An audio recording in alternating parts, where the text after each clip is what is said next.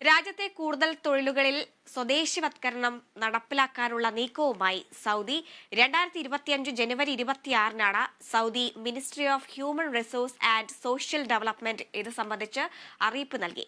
269 തൊഴിൽ മേഖലകളിലാണ് സ്വദേശിവൽക്കരണം നടപ്പിലാക്കാൻ സൗദി ഭരണകൂടം തീരുമാനിച്ചത്.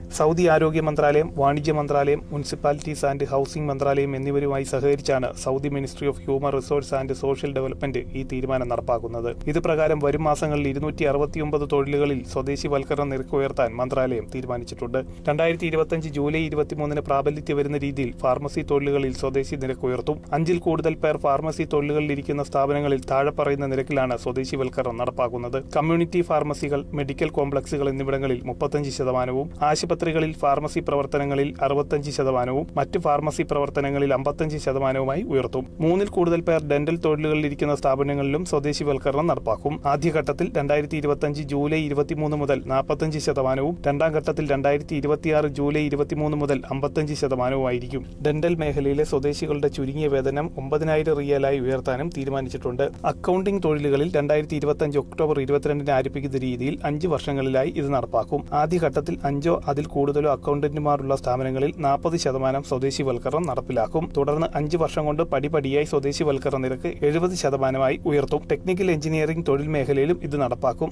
International desk, Kerala vision news.